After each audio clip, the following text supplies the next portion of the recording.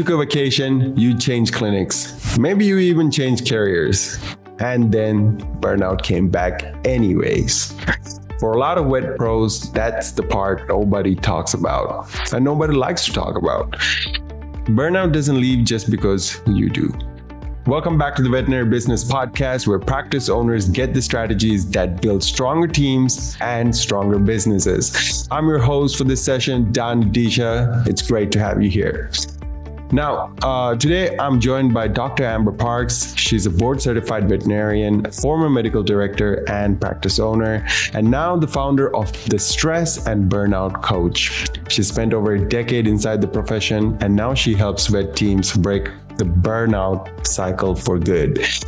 We'll get into why burnout keeps coming back, the signs most owners miss, and how the customer is always right, thinking burns teams out anyways, and why self-care alone won't fix any of it. Now, this episode is sponsored by Echo Marketing, the team helping vet practice owners grow without grinding themselves down. That being said, welcome to the podcast, Dr. Parks. Yes, thank you so much for having me.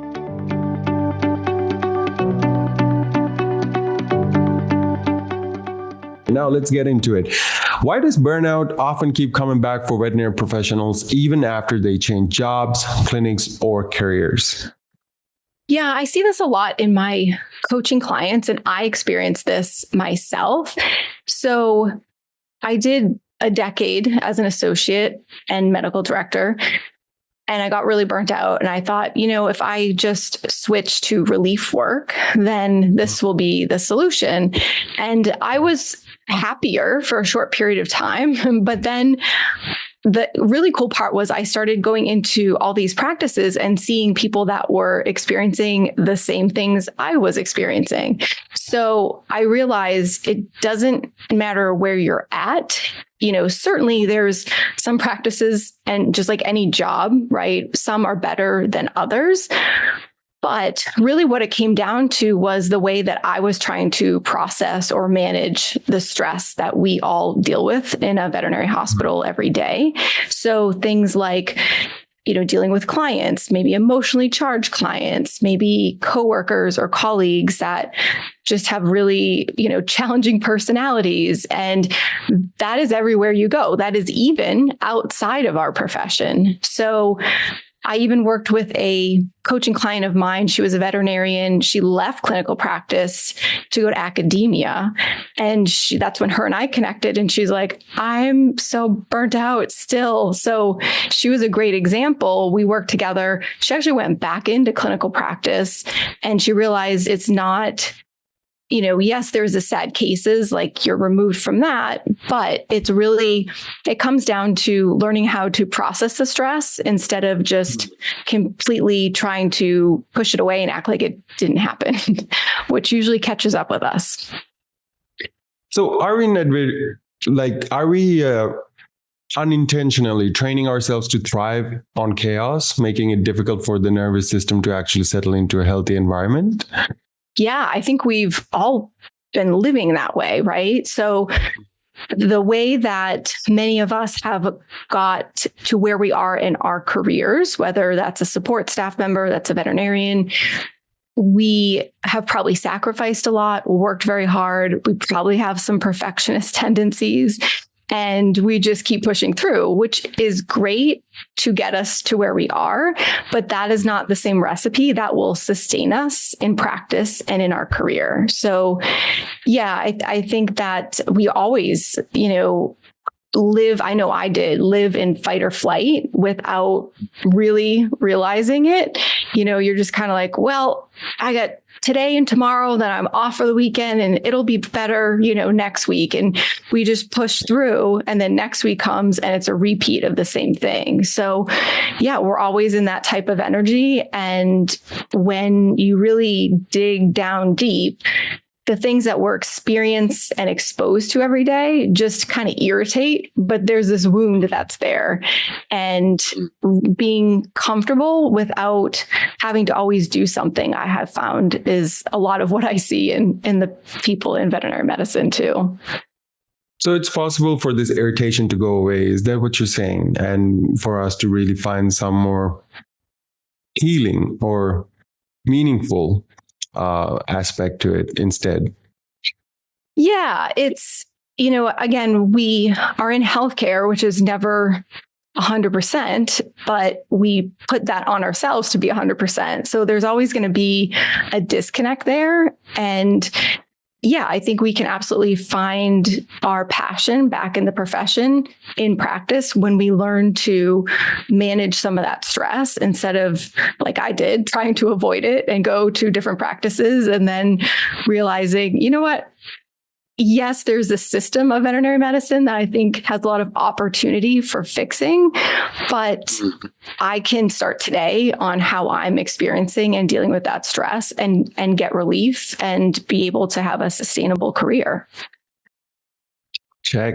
Now, what are some of the signs that a veterinary professional is dealing with chronic stress rather than just being tired or overworked?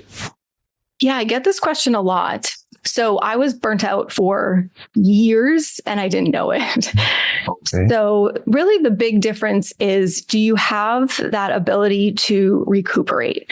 So short stress, like we know just physiologically, is normal and okay, but that's when we can get back to baseline and be like, okay, I'm not in that fight or flight energy. I'm good.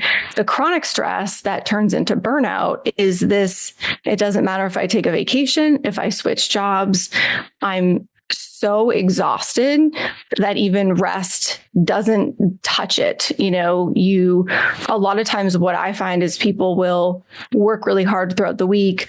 Maybe they're off on the weekend. They just sit there like a lump on the log, scrolling on their phone because they're too tired to do anything. But then they feel guilty that they're not doing something. And then they, finish out the weekend and then they have to start it all over again. So there's never really a mental break. And that's the biggest difference I find is like, can you get back to baseline? And many of us, I think, can't, or we're not aware that we should be able to do that. So exhausted being the symptom. I'm just wondering, how can we really identify that when we are in that position? Yeah. So I experienced this, but there a lot of resentment. So I almost had resentment towards the profession, to clients, even anger at times, because I'm looking at my schedule like, okay, this won't be too bad. I can get through it. And then like 2 things get added on. And then I'm like spiraling and angry. So there's that piece. And it's anger of like things that really should just be a little speed bump along the way, end up feeling like a mountain. And that's a thing that I see a lot, is that cynicism. Like, I like to have fun in practice. I like to laugh. I'm all for that. But this is like that doom and gloom. It doesn't matter what comes in. You're just constantly miserable. Yeah, that's going to be a sure sign that we need to start looking a little bit deeper. Okay. And now let's talk a little bit about neurodivergence. How does neurodivergence show up in a veterinary medicine, and why can it increase the risk of burnout? Yeah, so this is a personal obsession, if you will, for me. I was late diagnosed at 42 years of age, ADHD and autistic. And I was shocked, first of all, like, how did I get through undergrad and vet school and a decade and a half of practice? And then when I learned more in depth, I'm like, oh, I think there's a lot of us in this profession that, especially my age group, like when I was younger, I wasn't a rambunctious kid. I sat in school really quiet. I got really good grades, but the ADHD part of that was in my brain. It was the overactive overthinking, which I think anyone in this profession, we can easily identify with that. But we also have challenges too, I think, with communication sometimes, or there's varying degrees on the spectrum of this. Some is easier than others. And what's interesting is I also think many of us have an affinity for animals because maybe it was hard to communicate with humans. So we naturally went to animals. We maybe went to veterinary school or some schooling, came out and realized, oh, the animals are attached to humans. Now I have to really foster that relationship. So we end up really putting on, they call it masking, where we tend to people please. We tend to put this outward persona of maybe not who we are, but what people expect us to be. And I did this for years and I didn't know what it was, but it was also why I got home from a day of work and was exhausted and couldn't get off the couch. So I think it just sets us up for burnout, even more so if we go undiagnosed too. Mm-hmm. Wow. So really neurodivergence shows up in veterinary medicine if we are having some kind of challenges with communication, probably not just some, right? Chronic challenges with communications, basically. Would you? Yeah, a lot of it too. So I know this will resonate with your listeners. I didn't know this, but things like perfectionism, the all or nothing thinking,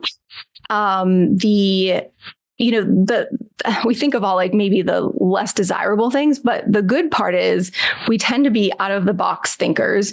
We do really well in chaos and high stakes. And so that is also why I think we have a lot of people in veterinary medicine, right? It takes a certain person to do that. But yeah, I think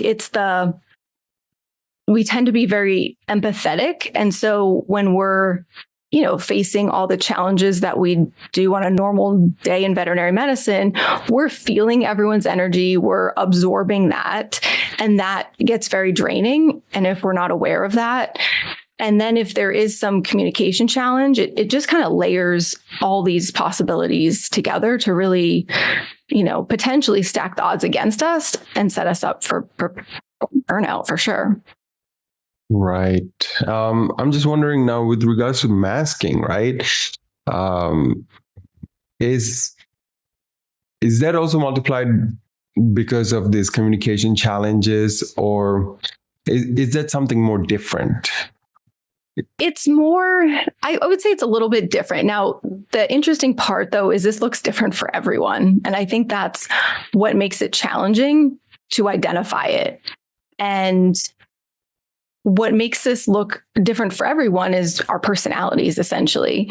So the communication piece was interesting because I still don't really identify with that. I think I do a pretty good job of talking to clients, but I noticed that I'm almost hyper fixated. Like you're having a conversation with someone, you're reading all the non-verbal body language because maybe you trained yourself over years, and this happens many times in girls and women.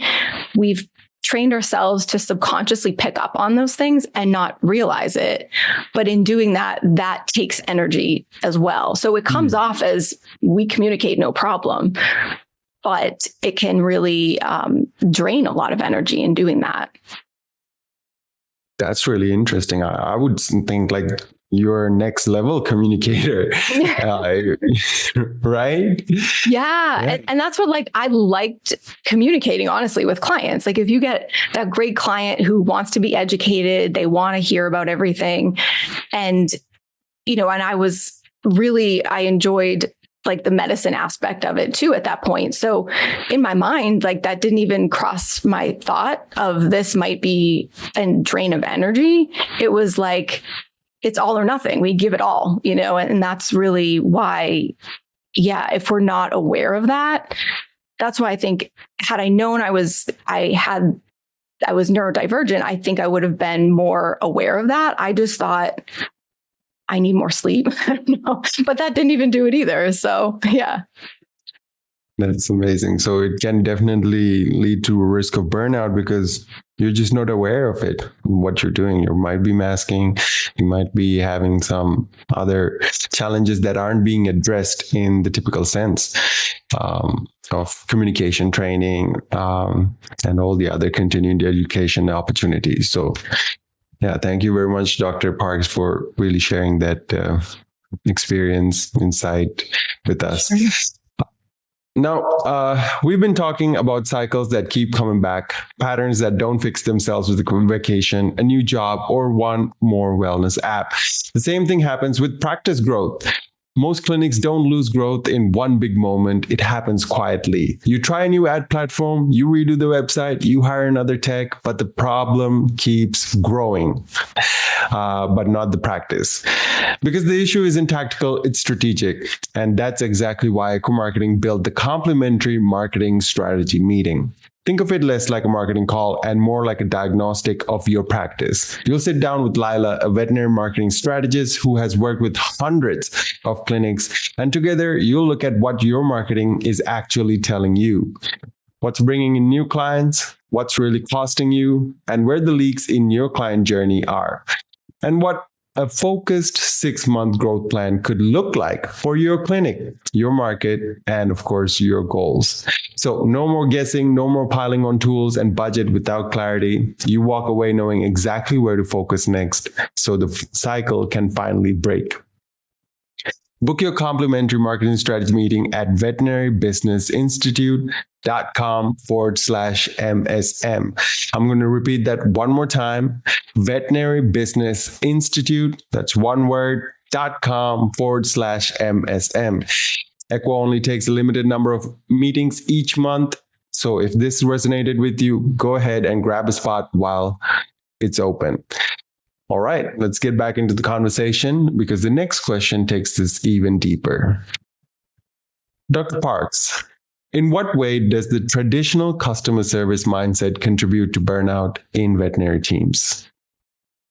So this is an interesting perspective that I think we just take for granted. I don't know if it's the right term, but we just assume this is how it is. And so what I mean by that is, we are a unique situation where we're obviously healthcare, but we're in a state where people pay out of pocket. I mean, even if they have insurance, they typically pay first and get reimbursed.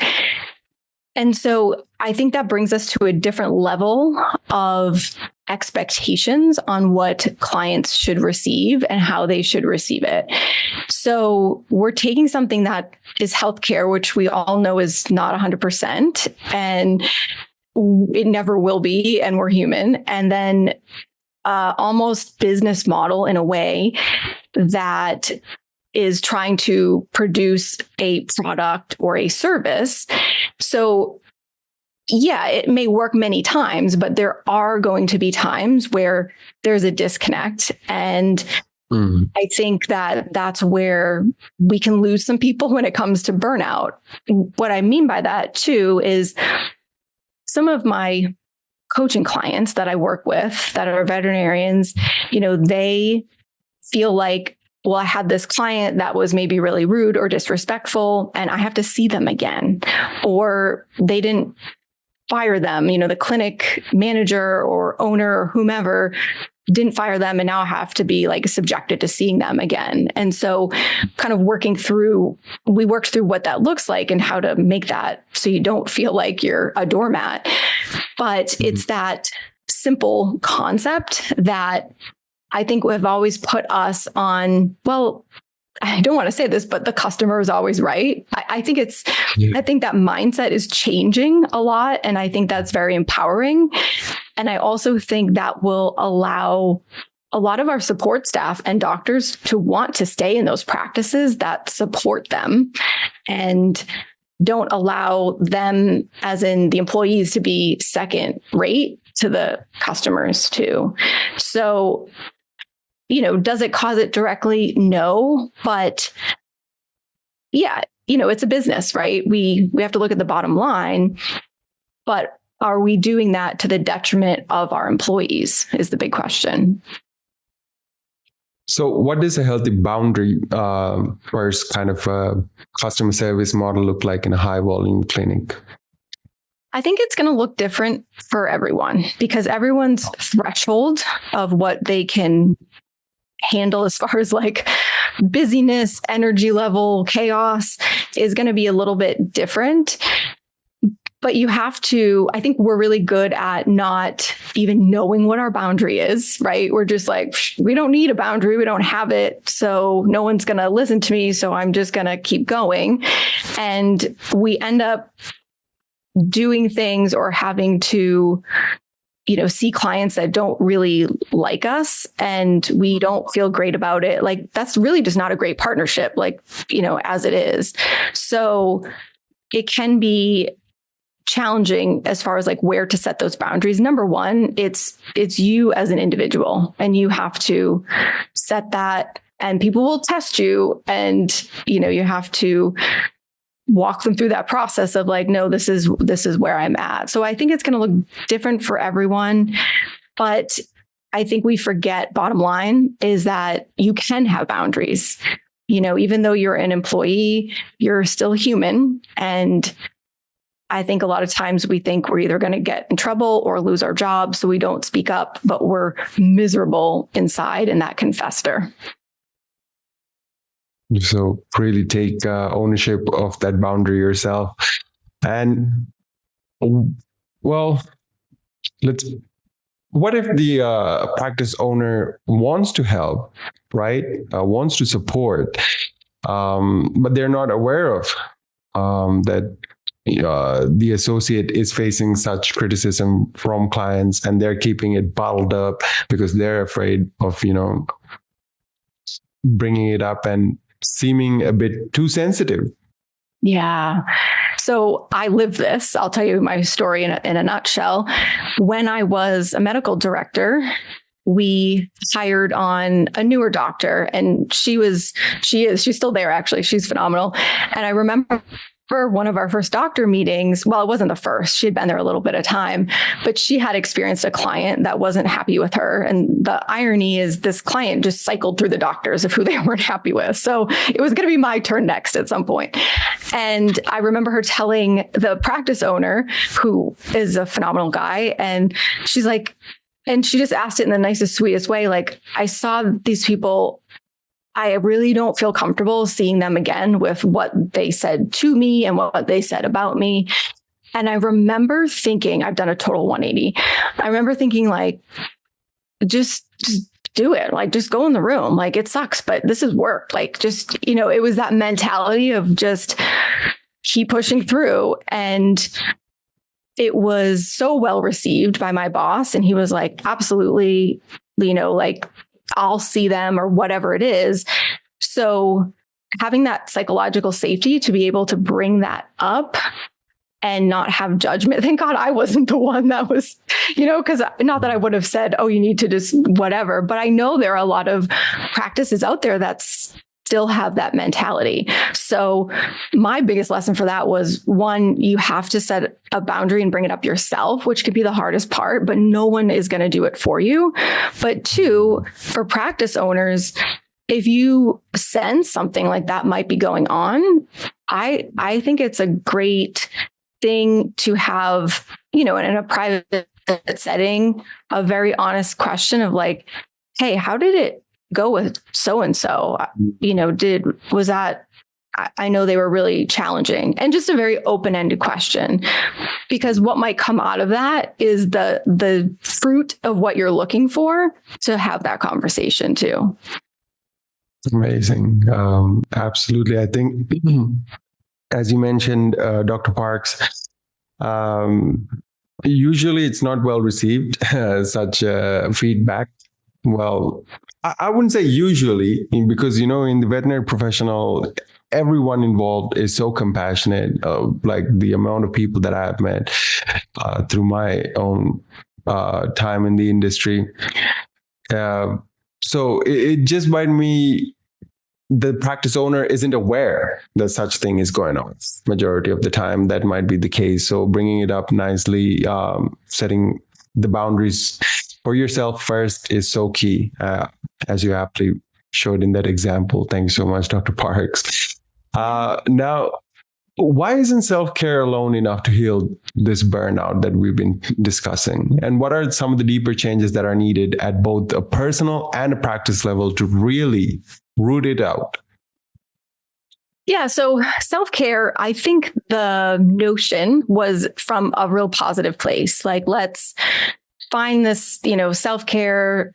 Let's present this as a solution, because then we get a break from the chaos of practice, and that will help with burnout. And as I started to experience burnout myself and dig deeper, I'm like, this is just a pause in the chaos. I can go get a massage, go for a walk, be with my dog in nature, and that's great.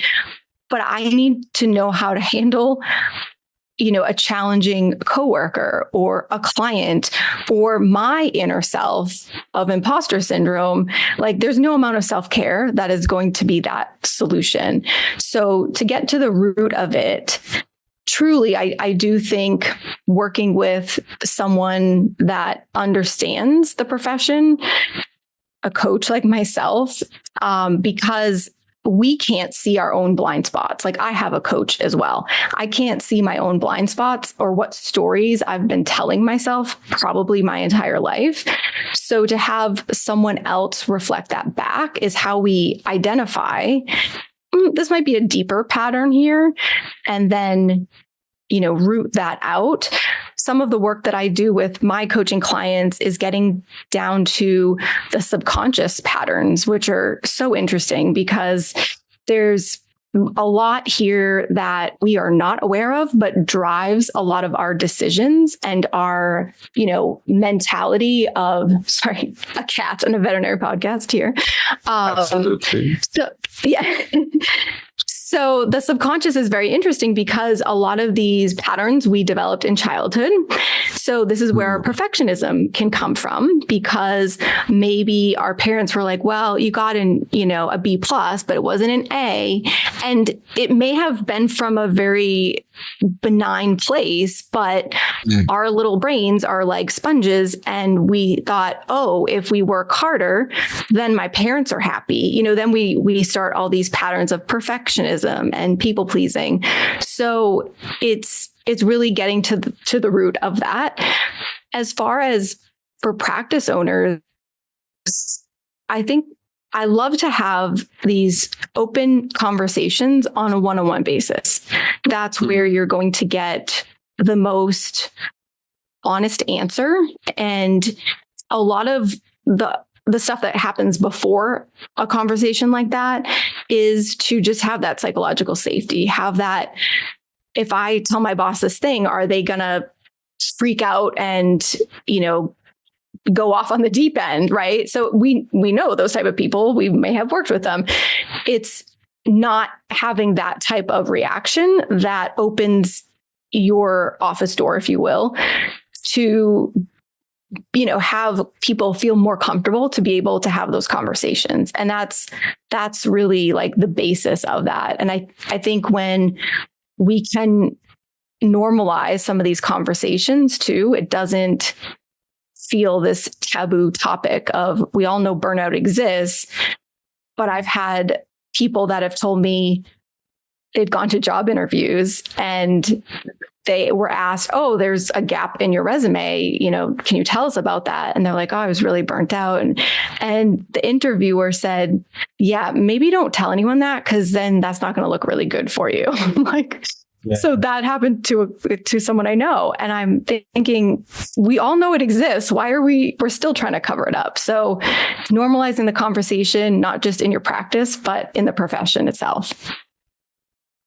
So I know, as you mentioned, we really tend to tiptoe around the conversation, as well as there's the other party that says we need to speak a lot more about burnout as well. So it's an interesting dichotomy right there. Yeah. But Dr. Parks, I'm just curious. So we began with really identifying or diagnosing what really can look like burnout, that being exhausted, always being exhausted. and just not knowing how to manage these situations, these relationships with clients, customers. So what do you mean by that? How can we, step out? What does this ideal managing looks like for you as a recovering burnout? Yeah. I know for myself, and I see this with a lot of people, is we just have to get recognition of really what is going on for ourselves first, because it's very easy. I was there myself to get into the victim mindset of this profession is, insert whatever adjective you want. And we just sit in this place and we stay stuck because we're miserable. But getting curious and asking yourself, well, what is so bad about this? Mm-hmm. Oh, it's, whatever it is for you. Maybe it's the clients. All right, what about the clients is so miserable? Oh, they're draining. They ask me all these questions. Like, we just start to go a lot deeper. And when we're able to do that, I think then we can really identify where do we need to put our focus to then put prevention, for burnout for ourselves. Check. And that's the path to sustainability, is it? Yeah. Yep. And that's why there really isn't a cookie cutter way to do this. It is going to look different for everyone. I do see a lot of patterns in some of my coaching clients and myself too. But yeah, this isn't, I think there's a lot of good intention out there of wellness, talks and webinars, and that's great. But many of us, we leave that talk and we're right back to our patterns because that's all we know and that's what's familiar. So just getting curious on what truly is like triggering you, that's where we can start changing, the focus. Fixing patterns requires solutions on a systematic scale. So, I was just curious, when you are in that mode of resentment towards the profession, when you were, right? How are you going to start identifying, what is it about, this client that I'm not really looking forward to, what is it about this new 2 more appointments that just got scheduled on that is just so annoying or even... Yeah. So how are you going to start identifying when you are that deep in the hole? It sounds really simple, but ask yourself why and just keep asking that. So maybe not in the moment, right? If we're really stressed, I always tell people, like, we still have to process and deal with it. But if we're just trying to get through the day, then we just try to get through the day. But reflecting back, all right, I was really frustrated when those 2 appointments got put on the schedule. Why? Well, I'm tired. Okay, well, why is that? Well, it could go in any direction. Well, I was, worked yesterday for a colleague and that was usually my day off, or my spouse at home didn't help me with childcare. And so, insert whatever. Okay. And why is that? It's literally going through the analogy of like an onion. We're just peeling the layers and just keep asking yourself why. And you might be surprised because even though we're asking ourselves that, our brains love to answer questions. So the first thing that comes up when you ask yourself that is usually that deeper subconscious. That's really what is driving it. So that's kind of what you want to go with too.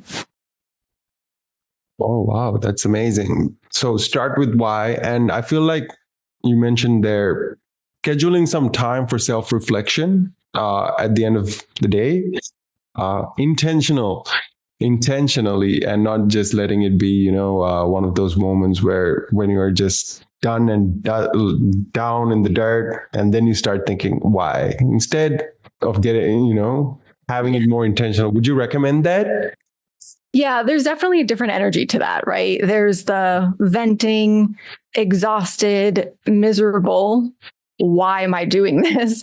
And then there's we have to have as much, like, have an ounce of compassion that you give your patients, because I think, like you said, we all are very compassionate people, but the last person we have compassion for is ourselves. And so we get upset of, why did I get mad? I shouldn't have been, or why did they put that on the schedule? I think the self-reflection is important. I like to tell my coaching clients that if you get home from work and you feel like there's a million things going on in your head, just write down. You don't have to solve anything, but our brains tend to like stay on a loop of a topic or that overthinking, because part of it is like, we don't want to forget this and we keep thinking about it. So writing it down physically can help with that. And we don't have to necessarily go back right then and there that day, but at some point, really, it's actually interesting. Once we leave the stress of the situation, we might have a totally different view of that. And so that can be really helpful too. That's right. Let's start breaking that loop and, write things down, getting it out of our heads, exploring the why you were irritated with, a new appointment, really digging deep and finding those patterns and figuring out how to fix them on a systemic scale. I really appreciate this, Dr. Parks. It has been an amazing conversation. So before we wrap things out, I would love to get a key takeaway from you, or perhaps the golden nugget of our conversation. What would it be? Yeah, the biggest thing I'd want your listeners to take away is you truly have a lot more in your power than you think you do. Even if you're don't own a practice, you're an associate or you're a support staff member, we often have the approach that, well, because I'm not in management or I'm not an owner, I can't change any of this. And that couldn't be further from the truth. So it's hard to see it when we're in the muck, but that is so empowering, because then we can change how we experience things, and how we process and experience that stress is the hugest piece to take away from that. Amazing. Thank you so much, Dr. Parks.